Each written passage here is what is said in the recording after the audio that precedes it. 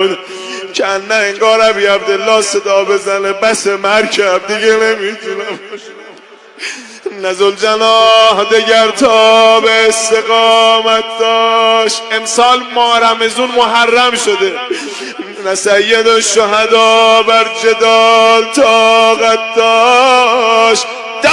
شبای آخر کارد به استخون رسیده، روح شهید عزیزمون حاجی علیای لاریجانی شاد، روح همه شهدامون شاد.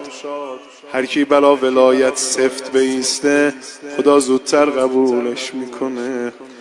رفیقان میروند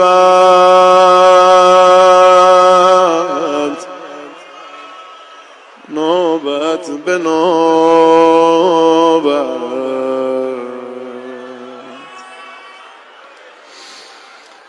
خوش آن روزی که نوبت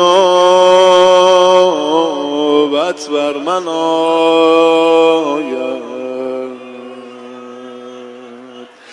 حالا که عاشورایی ناله میزنی بسم الله، حالا که بغض بسته به من راه حرف را روزه بخوان که موقع ذکر مصیبت است. جان من زمین نمیفته دیگه افتاده بود روی زمین زیر دست و پا.